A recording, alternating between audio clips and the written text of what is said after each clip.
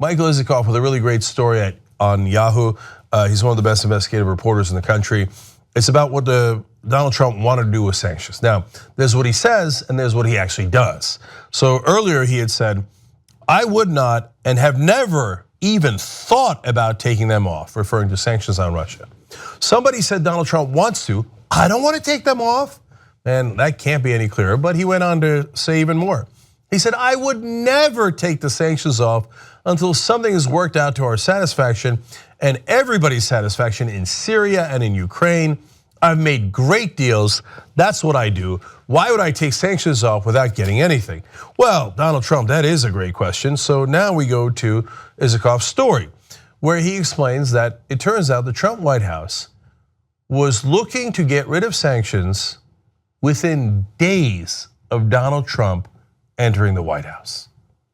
So first, go to Dan Fried. He's former chief US sanctions policy coordinator, and he said, there was serious consideration by the White House to unilaterally rescind the sanctions. That's as soon as they stepped in. What happened? I thought you needed to make deals on Ukraine and Syria, and you never even considered it. Turns out that wasn't true at all. Here's more from Isikoff. He said in the first few weeks of the administration, he received several panicky calls from US government officials who told him they had been directed to develop a sanctions lifting package and imploring him, please, my God, can't you stop this? So guys who are already at the State Department, Trump comes in and he goes, yeah, I'm thinking of lifting the Russian sanctions. And they're like, what are you talking about? They might have meddled in our elections, and even if they didn't, we had sanctions on because they annexed a part of the Ukraine. They just rolled their tanks in, and they don't agree with us on Syria, and they want to protect Assad. Why would we take the sanctions off? That's because he always had a deal with the Russians. It's so obvious. It's obvious in everything he's ever done. He put Wilbur Ross as Commerce Secretary. He used to run the Bank of Cyprus, where the Russians do their money laundering, where also Trump had some money. He took Rex Tillerson, who was the CEO of ExxonMobil. What were the sanctions on? On the ExxonMobil deal, and he made him the Secretary of State. Now we have reporting from the inside saying, no, the minute they came in, they wanted to lift the Russian sanctions. Tom Malinowski, who had just stepped down as President Obama's Assistant Secretary of State for Human Rights, told Yahoo News he too joined the effort to lobby Congress after learning from former colleagues that the administration was developing a plan to lift sanctions and possibly arrange a summit between Trump and Russian President Vladimir Putin as part of an effort to achieve, quote, a grand bargain with Moscow.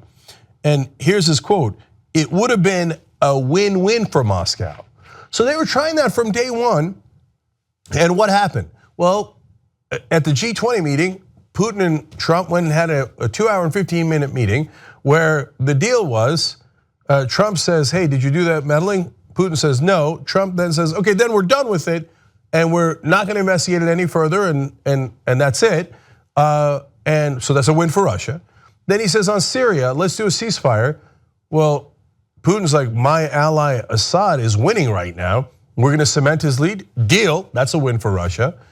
And are you gonna challenge him on anything? Nothing, no, it's just a win-win for Russia.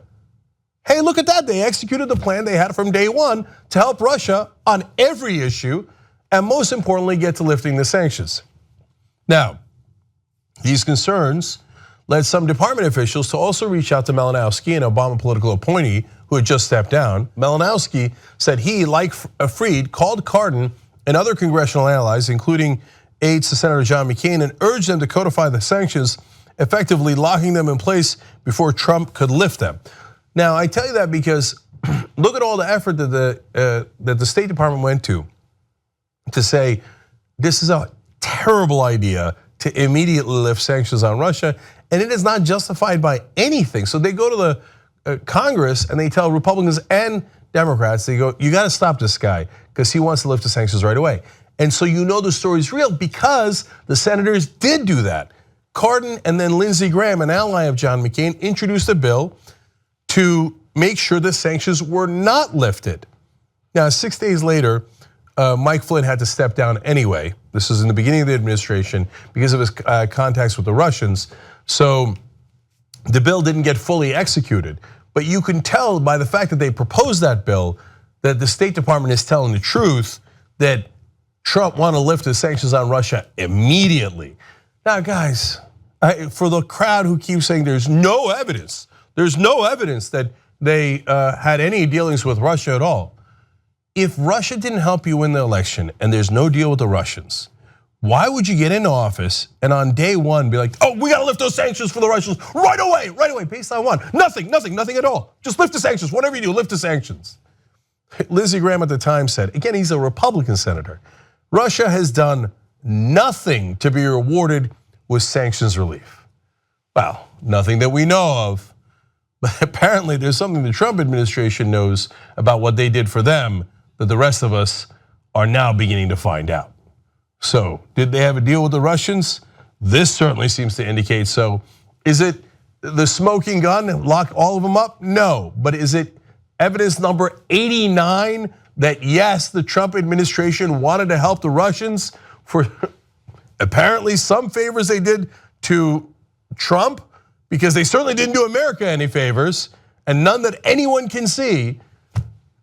Of course they had a deal. You have to be purposely blind to say, nope, I don't see it. I don't see Rex Tillerson, I don't see Wilbur Ross, I don't see the server in Pennsylvania getting pinged by Alpha Bank from Russia nonstop. I don't see this, I don't see the secret meeting that Eric Prince had that we now know, Betsy DeVos's brother, in Seychelles Island with the Russians. Mike Flynn meeting with the Russians, Donald Trump Jr. meeting with the Russians, Manafort and Jared Kushner meeting with the Russians. The Trump administration wanted to lift sanctions on day one. I don't see it. Okay, well then you're trying not to see it. It's super obvious. Now that doesn't mean that you are ready for criminal indictments. That's why you get somebody like Mueller who does an investigation, proves all of this out, and then tells us what he's got. And if he's got the evidence that backs up all of this that's already public, then you lock him up. So right now, there is all of the circumstantial evidence in the world that they had a deal. So now let's see if they have the evidence in papers, in numbers, in bank accounts to make that stick enough to remove a president. That's a much bigger bar. But was there collusion? Whether it rises to the level of a crime or not, you have to be ignoring the evidence to not see it. Obviously there was collusion. If you like this video, you probably like independent media. The best way to support independent media, become a member of the Young Turks. tytnetwork.com/join.